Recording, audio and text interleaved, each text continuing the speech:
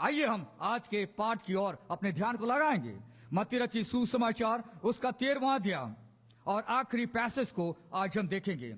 मत्ती रचित सुसमाचार उसका 13वां अध्याय उसका आखिरी पैसेज देखिए, यहाँ पे क्या लिखा हुआ है। जब यीशु ये सब दृष्टांत कह चुका तो वहां से चला गया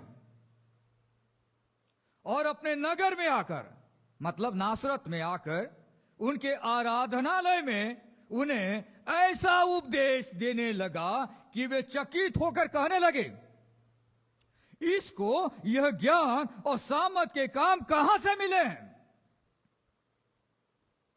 क्या यह बड़ई का बेटा नहीं? और क्या इसकी माता का नाम मरियम और इसके भाइयों के नाम याकूब, यूसुफ, शमौन और यहूदा नहीं? और क्या इसकी सब बहनें हमारे बीच में नहीं रहती?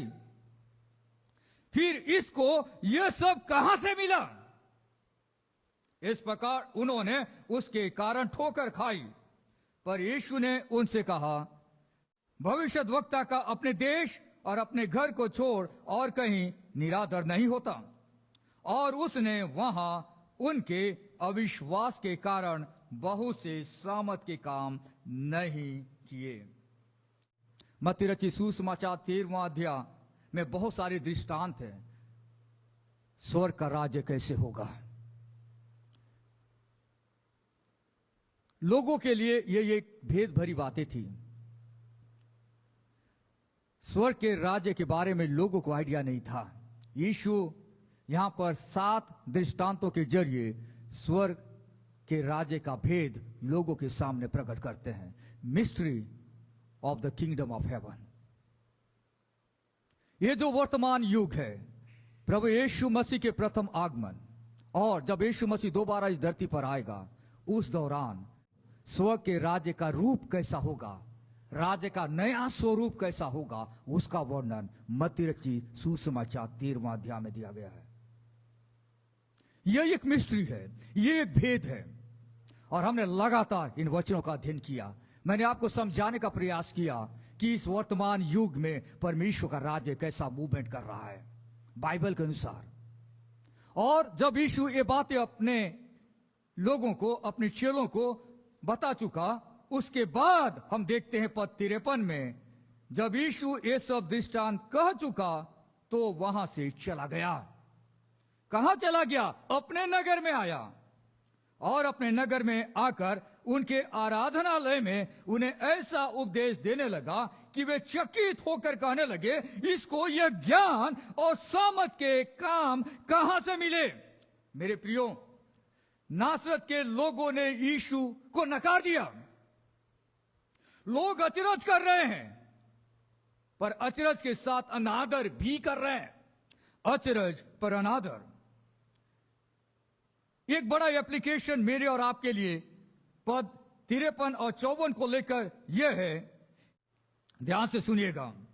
कई हमारे लोग हमारी बुद्धिमत्तापूर्ण वचन की शिक्षा, वो हमारे द्वारा हो रहे प्रभु के बड़े कामों से प्रभावित होकर अचरज में पड़ते हैं, पर हमें स्वीकार नहीं करते हैं। कई हमारे लोग कौन? हमारे सगे संबंधी, हमारा समाज, हमारा गांव, हमारे लोग हमारी बुद्धिमत्तापूर्ण वचन की शिक्षा। अगर आप वचन को सीख रहे हैं तो जब आप लोगों से बातचीत करेंगे तो आपके शब्दों में बुद्धिमत्ता झलकेगी, आपकी शिक्षा बुद्धि से भरी होगी, जिसका कोई टक्कर समाज में किसी व्यक्ति के पास नहीं है। जब एक व्यक्ति प्रभु में आगे बढ़ता है तो उसकी बुद्धिमत्ता बढ़ती है, प्रैक्टिकल बातों में और व्यवहारिक बातों में और शिक्षा के क्षेत्र में। अगर आप ईमानदारी से प्रभु के रास्ते पर चल रहे हैं, वचन के सिद्धांतों को सुन रहे हैं और सीख रहे हैं, तो डेफिनेटली आपकी वचन की शिक्षा मजबूत होगी और बुद्धिमत्तापूर्ण वचन की शिक्षा आप ग्रहण करते हैं, बुद्धिमत्तापूर्ण वचन की शिक्षा आप लोगों को देते हैं। और जब आप लोगों से बातचीत करते हैं तो लोग जजमेंट करते हैं, लोग जज करते हैं, लोग डिसर्न करते हैं कि आपके पास इतनी अच्छी बुद्धि की बातें कहां से आ रही है। मैं उस वचन की शिक्षा के बारे में बात नहीं कर रहा हूं जो तोड़ मरोड़ कर लोगों के सामने पेश किया जाता है। मैं उस वचन की शिक्षा की बात कर रहा हूं जो बुद्धिमत्तापूर्ण है। बुद्धिमत्तापूर्ण वचन की शिक्षा जिसका कोई रेफ्यूटेशन नहीं है, जिसका समाज में कोई भी व्यक्ति नॉलेज से रेफ्यूट नहीं कर सकता। ज्ञान से आपकी बुद्धि की बातों को झुठला नहीं सकता। मैं उस वचन की शिक्षा की बात कर रहा हूं। कई हमारे लोग हमारी बुद्धिमत्तापूर्ण वचन की शिक्षा वो हमारे द्वारा हो रहे प्रभु के बड़े कामों से प्रभावित होकर अचरज में पड़ते हैं। प्रभु आपके जरिए बड़े बड़े कामों को कर रहा है तो लोग अचरज में पड़ते हैं। प्रभु यीशु मसीह के जरिए बड़े बड़े काम हो रहे थे पर उसके नगर के रहने वाले लोग चकित हो रहे हैं, अचरज में पड़ रहे हैं, पर यीशु को स्वीकार नहीं कर रहे हैं। हमारे द्वारा वचन की बुद्धिमत्तापूर्ण शिक्षा, वो परमेश्वर के लिए बड़े कामों का किया जाना हमारे लोगों को अचरज में डालेगा। अगर लोग आपके जीवन को देखकर अचरज में नहीं पड़ रहे हैं, इसका मतलब यह है कि कहीं ना कहीं आप बुद्धिमत्तापूर्ण शिक्षा लोगों को देने में फेल हो गए।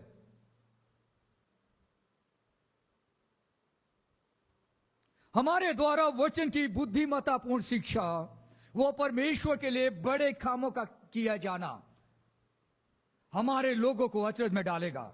लोग कहेंगे इसके पास इतनी बुद्धि कहां से आ गई?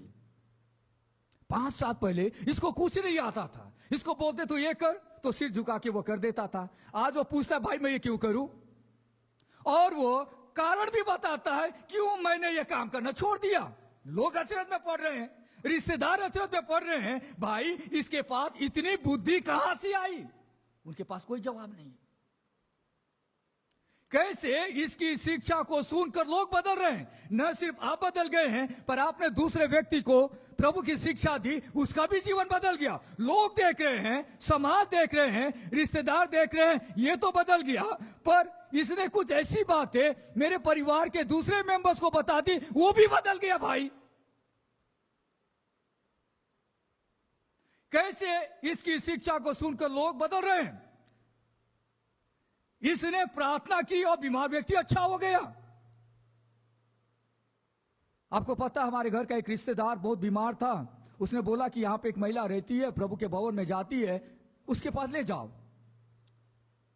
या यहां पर एक भाई रहता है, वो प्रभु यीशु पे विश्वास करता है, आप एक बार उसके पास जाओ, प्रार्थना कराओ।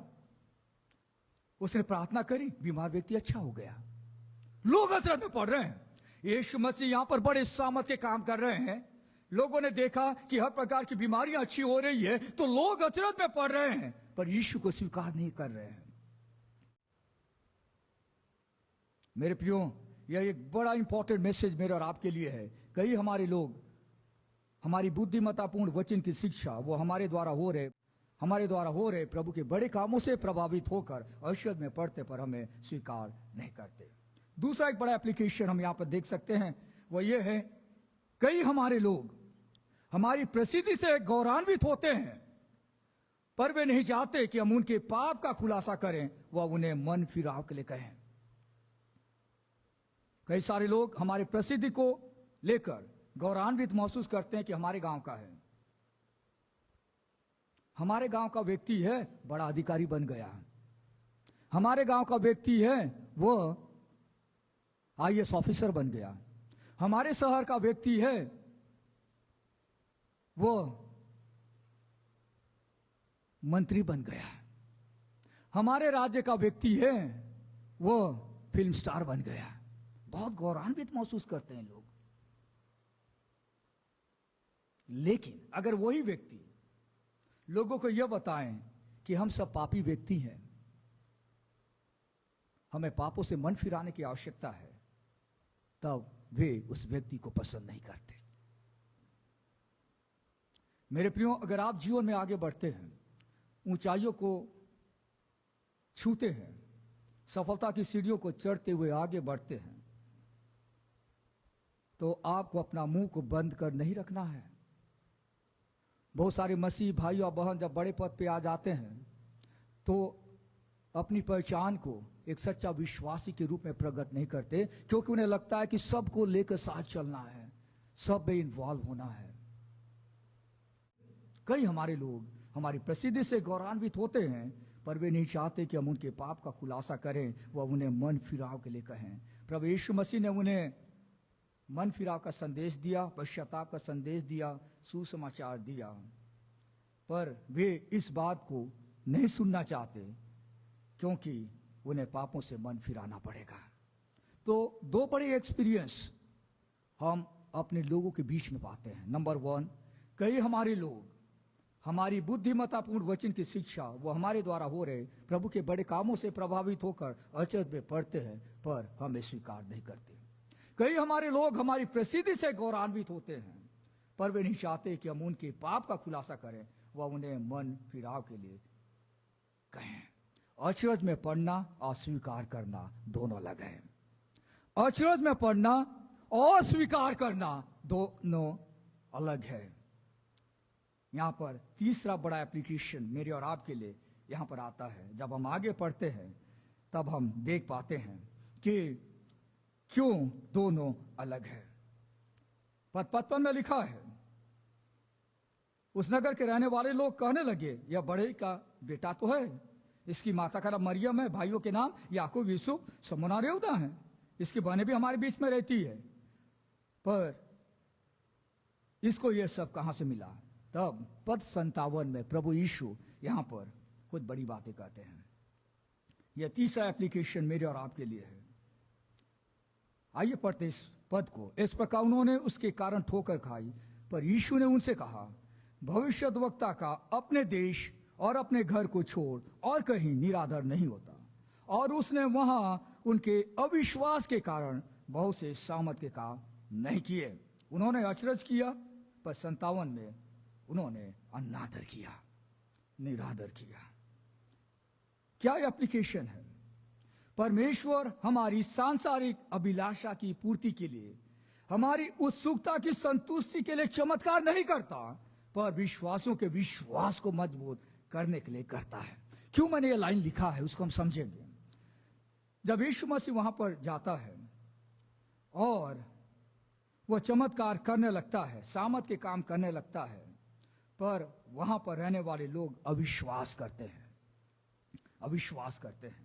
यहां लिखा है, उसने वहां उनके अविश्वास के कारण बहुत से सामर्थ के काम नहीं किए।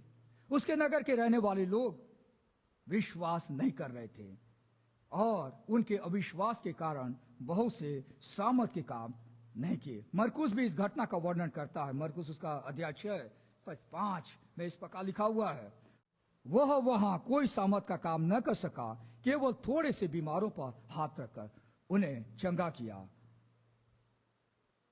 और उसे उनके अविश्वास पर आश्चर्य हुआ, और वह चारों ओर के गांव में उपदेश करता फिरा। उन्हें प्रभु यीशु पर विश्वास नहीं करना था।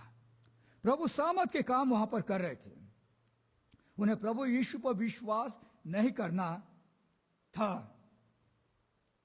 बहुत सारे लोग अपने जीवन में अविश्वास के कारण में परमेश्वर के सामर्थ के कामों को अनुभव नहीं कर पाते। इसका मतलब क्या है? इसका मतलब क्या है?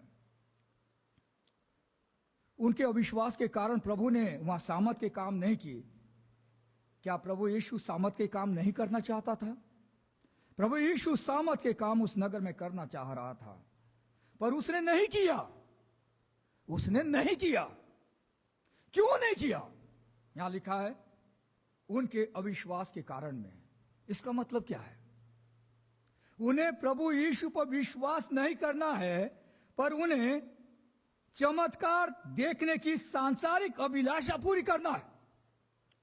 बहुत सारे लोग प्रभु के पास आते हैं प्रभु पर विश्वास करने के लिए नहीं, प्रभु पर विश्वास करने के लिए नहीं, पर चमत्कार देखने के लिए आते हैं, क्योंकि यह उनकी सांसारिक अभिलाषा है।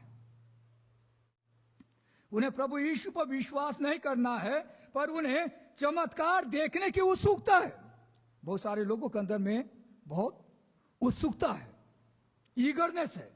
अरे बहुत लोगों ने बोला है भाई ऐसा होता है, मैं भी बहुत एक्साइटेड हूं, मैं भी देखना चाहता हूं कैसे ऐसे होता है।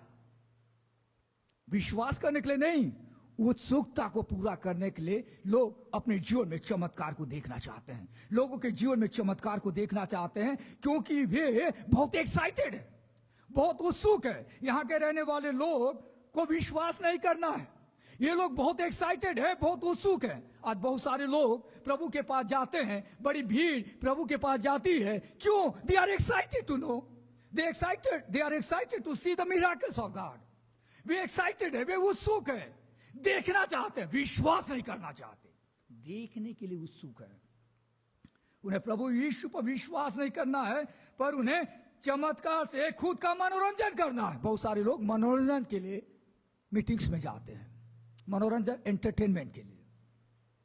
अरे बहुत भीड़ थी भाई, बहुत भीड़ थी, हजारों लोग वहां पर थे, मजा आ रहा था। क्या आ रहा था? मजा आ रहा था। जैसे टीवी देखते हैं तो लोगों को मनोरंजन याद आता है, वैसे मजा आ रहा था, वहां देखने के लिए मजा आ रहा था। तो कई सारे लोग मीटिंग्स में, कई सारे लोग सभाओं में मनोरंजन के लिए जाते हैं। ये जो लोग थे वे उसी प्रकार के लोग थे। प्रभु यीशु पर विश्वास नहीं करना है, यहां लिखा है उनको प्रभु पर विश्वास नहीं करना है और उन्हें सांसारिक अभिलाषा पूरी करना है। जैसे आज बहुत सारे लोग सांसारिक अभिलाषा की पूर्ति के लिए प्रभु के पास जाते हैं, प्रभु पर विश्वास करने के लिए नहीं। आज कई सारे लोग उत्सुकता को पूरा होते हुए देखना चाहते हैं, इसलिए प्रभु के पास जा रहे हैं, प्रभु पर विश्वास करने के लिए नहीं। आज कई सारे लोग मनोरंजन के तौर पर बड़ी भीड़ में जा रहे हैं, पर प्रभु यीशु पर विश्वास करने के लिए नहीं। ये जो लोग हैं वे इस बात पर विश्वास नहीं कर रहे थे कि यीशु परमेश्वर का वचन उन्हें दे रहा है, यीशु परमेश्वर की सहायता से सामर्थ के काम कर रहा है, यीशु परमेश्वर की ओर से आया है। कुछ महीनों पहले हमने एक मैसेज सुना था, धर्म गुरुओं ने कहा जब यीशु ने एक दुष्ट आत्मा से ग्रसित व्यक्ति को चंगा किया तो लोग कहने लगे कि यह दुष्ट आत्माओं के सरदार बालजबूल की सहायता से दुष्ट आत्माओं को निकालता है। लोग रेडी नहीं थे कि यीशु पवित्र आत्मा की सामर्थ से शैतान को निकाल रहा है। आज बहुत सारे लोग चमत्कार के पीछे भाग रहे हैं, बहुत सारे लोगों को यीशु पर विश्वास नहीं करना है और यीशु को मसीह के रूप में विश्वास नहीं करना है। एक और मैसेज हमने कुछ दिनों पहले सुना था, मत्ती रचित सुसमाचार 12वां अध्याय 38 से 45 पद पे, और वहां हमने कुछ महत्वपूर्ण बातें देखी थी। एक बात हमने यह देखा था वहां पर कि अविश्वासी चिन्ह की मांग करते हैं। जो अविश्वासी लोग होते हैं वे चमत्कार के पीछे भागते हैं कि उनके जीवन में कुछ बड़ा हो जाए, उनको प्रभु के पास जाना है। वे अविश्वासी हैं, वे सिर्फ अपने जीवन में चमत्कार के लिए यीशु के पीछे भाग रहे हैं। आज बहुत सारे लोग सिर्फ चमत्कार के लिए यीशु के पीछे जा रहे हैं। अगर आप उन्हें वचन सुनने के लिए बुलाएंगे, अगर आप उन्हें उद्धार की शिक्षा देने के लिए बुलाएंगे, अगर आप उन्हें कलीसिया की शिक्षा देने के लिए बुलाएंगे, अगर आप उन्हें मन फिराव की शिक्षा देने के लिए बुलाएंगे, तो वहां पे भीड़ नहीं के बराबर के इधर होगी। पर अगर आप उन्हें चंगाई के नाम से बुलाएंगे तो वहां सैकड़ों और हजारों लोग जमा हो रहे हैं। अविश्वासी चिन्ह की मांग करता है। चिन्ह देखकर चमत्कार से कोई व्यक्ति उद्धार नहीं पाता, प्रभु का वचन या सुसमाचार से उद्धार पाता है। जब इंसान प्रभु का वचन को सुनता है तब वह उद्धार पाता है। चंगाई पाने के बाद भी इंसान बिना प्रभु को ग्रहण किए नरक में जाएगा।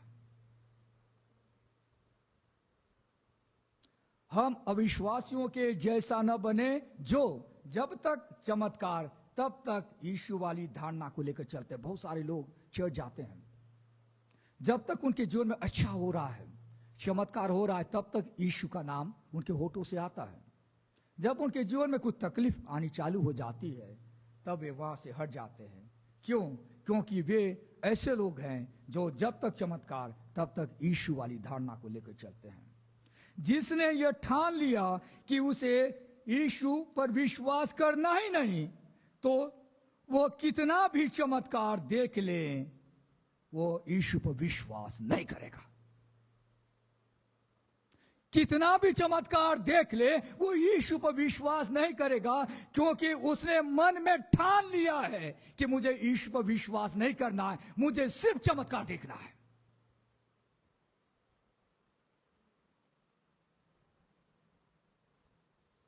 मेरे प्रियो, प्रभु हमारे विश्वास को मजबूत करने के लिए हमारे जीवन में चमत्कार या आश्चर्यपूर्ण काम करता है। हमारे विश्वास को मजबूती देने के लिए प्रभु हमारे जीवन में चमत्कार या आश्चर्यपूर्ण काम करता है। इसका मतलब क्या है? कई बार कई बातों के लिए हमारा विश्वास प्रभु में नहीं है या कम है, उसके बावजूद भी प्रभु हमारे जीवन में बड़े काम करता है। हम प्रार्थना करते हैं पर विश्वास नहीं है, बट इवन आफ्टर डेथ, पर उसके बावजूद भी आप परमेश्वर के बड़े काम को अनुभव करते हैं। यदि परमेश्वर चाहता है कि कुछ विशेष कार्य को या भलाई को हम अनुभव करें, तो वो जब चाहे, जहां चाहे, जो चाहे कर सकता है, चाहे आपका विश्वास की मात्रा कितनी भी हो। अगर प्रभु चाहता है आपके जीवन में बड़ा काम करें, तो वो 100% करेगा। वहां पर किसी ह्यूमन एजेंसी की जरूरत नहीं है।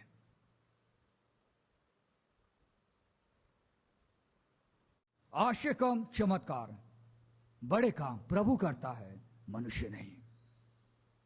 इसलिए सावधान रहें उन सेवकों से जो कहते हैं कि प्रभु ने तुम्हें दे दिया है, तुम्हारे विश्वास की कमी के कारण तुम रिसीव नहीं कर पा रहे हो। आज बहुत सारे पास्टर और प्रचारक इस प्रकार की थियोलॉजी, एक गलत टीचिंग को फैला रहे हैं।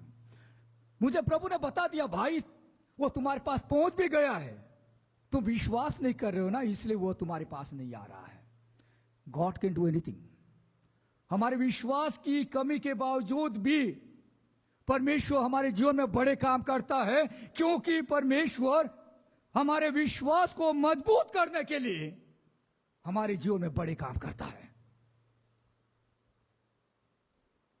याद रखें, मनुष्य की इच्छा पूर्ति हेतु नहीं, पर प्रभु अपनी इच्छा के अनुसार काम करता है। किसी के बोल देने से कि तुम्हारे जीवन में ऐसा होने जा रहा है, होने वाला नहीं है। किसी के बोल देने से कि प्रभु ने मुझे बता दिया है कि अगले तारीख को तुम्हारे जीवन में ये वाला चीज हो रहा है, होने वाला नहीं है। हर एक व्यक्ति के जीवन में, हर एक विश्वासी के जीवन में परमेश्वर अपने नियत समय पर बड़े काम करता है। हमें उसके लिए इंतजार करना है। आपका खुद का परमेश्वर जिसने आपको अपनी संतान बनाया है, क्या वो आपके लिए बड़े काम नहीं करेगा? बहुत इंपॉर्टेंट ये तीसरा एप्लीकेशन है मेरे प्रियो। मैंने आपसे कहा परमेश्वर हमारी सांसारिक अभिलाषा की पूर्ति के लिए, हमारी उत्सुकता की संतुष्टि के लिए चमत्कार नहीं करता, पर विश्वासियों के विश्वास को मजबूत करने के लिए वो बड़े काम करता है। अगर आप एक विश्वासी हैं तो आपके विश्वास को मजबूत करने के लिए करता है। आप किसी चीज को लेकर चिंतित हैं, आपको लग रहा है कि प्रभु आपके जीवन में काम नहीं करेगा, उसके बावजूद भी आपने देखा प्रभु ने आपके जीवन में बड़ा काम किया। आपको लग रहा था नहीं होगा, लेकिन कुछ समय के बाद आपने देखा हो गया। क्यों ऐसा होता है? अगर परमेश्वर ने आपके जीवन में भलाई करने के लिए योजना बनाई है, तो वो जब चाहे, जहां चाहे, जो चाहे वो कर सकता है। चाहे आपके विश्वास की मात्रा कितनी भी हो, प्रभु करेगा, प्रभु करेगा। यहां पर हम देख रहे हैं कि यीशु मसीह अपने खुद के होम टाउन में प्रचार कर रहा था, लोगों ने उसे नकार दिया। नासरत के लोगों के द्वारा यीशु का नकारा जाना। यहां पर लोग अचरज में हैं, पर अनादर भी है। 3 बड़ी बातें हमने देखी। नंबर 1, कई हमारे लोग हमारी बुद्धिमत्तापूर्ण वचन की शिक्षा, वो हमारे द्वारा हो रहे प्रभु के बड़े कामों से प्रभावित होकर अचरज में पड़ते हैं, पर हमें स्वीकार नहीं करते हैं। अगर आप लगातार बुद्धिमत्तापूर्ण शिक्षा दे रहे हैं, आपके द्वारा प्रभु बड़े काम कर रहा है, तो लोग अचरज में पड़ेंगे, पर जरूरी नहीं है कि वे आपको स्वीकार करेंगे। दूसरी बात, कई हमारे लोग हमारी प्रसिद्धि से गौरवान्वित होते हैं, पर वे नहीं चाहते कि हम उनके पाप का खुलासा करें, वह उन्हें मन फिराव के लिए कहें। कई बार हमारे कुछ मसीह भाई और बहन बड़े पद पर आसीत हो जाते हैं, प्रसिद्धि भी मिलती है, और वे एक नामधारी क्रिश्चियन बनकर अपनी जिंदगी काट लेते हैं, प्रभु के लिए कभी कुछ नहीं करते। उन्हें इस बात को हमेशा याद रखना कि प्रभु ने उस कुर्सी पर उन्हें बिठाया है अपने आपको प्रसिद्ध करने के लिए नहीं, धन कमाने के लिए नहीं, लोगों से रेस्पेक्ट पाने के लिए नहीं, उन्हें लोगों को उद्धारकर्ता प्रभु यीशु के बारे में बताना है, जो प्रभु यीशु पूरी मानव जाति के लिए अपने आप को बलिदान कर दिया, और उन्हें मन फिराव के लिए प्रोत्साहित करना है। और चर्च में पढ़ना और स्वीकार करना दोनों अलग बात है। आखिरी बात जो मैंने आपसे कही वो ये है, चमत्कार को लेकर परमेश्वर हमारी सांसारिक अभिलाषा की पूर्ति के लिए, दूसरे शब्दों में अनगॉडली डिजायर यानी सांसारिक अभिलाषा की पूर्ति के लिए, हमारी उत्सुकता की संतुष्टि के लिए चमत्कार नहीं करता, पर विश्वासियों के विश्वास को मजबूत करने के लिए करता है। अगर आपका विश्वास कमजोर है तो कई बार आप परमेश्वर के बड़े कामों का अनुभव करेंगे कि आपका विश्वास मजबूत हो, आपका विश्वास मजबूत हो। आइए प्रार्थना करें। प्यारे परमेश्वर पिता, हम धन्यवाद देते हैं बाइबल के इस महत्वपूर्ण पैसेज के लिए। प्रभु, आपने हमें एक पर्पस के साथ इस धरती पर रखा है, पर कई बार हम उसे ओवरलुक कर देते हैं, सांसारिकता में हम व्यस्त हो जाते हैं और उन कामों को नहीं कर पाते जिन कामों को करने की आज्ञा आपने हमें दी है। प्रभु, हम जानते हैं कि कई हमारे लोग हमारी बुद्धिमत्तापूर्ण वचन की शिक्षा और हमारे द्वारा हो रहे आपके कार्यों से प्रभावित होकर अचरज में पड़ते तो हैं, पर स्वीकार नहीं करते। वे हमारी प्रसिद्धि की चर्चा करते हैं, पर हमारे द्वारा बताए गए महत्वपूर्ण शिक्षा जहां पे उन्हें मन फिराने के लिए कहा गया उसे स्वीकार नहीं करते। प्रभु, हम प्रार्थना करते हैं कि आप हमें हिम्मत देते रहे कि हम कभी भी पीछे ना हटें। साथ ही साथ प्रभु, आप हमारे विश्वास को मजबूत करें। हम सांसारिक लोगों के जैसा न बने जो सिर्फ चमत्कार के लिए आपके पीछे भागते हैं, हृदय परिवर्तन के लिए नहीं। प्रभु, हम प्रार्थना करते हैं कि जो भी इन वचनों को सुनते हैं प्रभु, उनका हृदय परिवर्तन हो सके। और प्रभु, हम प्रार्थना करते हैं कि वो कभी भी अपने सांसारिक अभिलाषा की पूर्ति के लिए और अपनी उत्सुकता की संतुष्टि के लिए आपके पास न जाएं, पर अपने जीवन को बदलने के लिए और अपने विश्वास को मजबूत करने के लिए आपकी ओर ताकते रहें। इन वचनों के द्वारा बातचीत करने के लिए हम धन्यवाद देते हैं और उद्धारकर्ता यीशु के नाम से हम इस प्रार्थना को मांगते हैं। आमीन।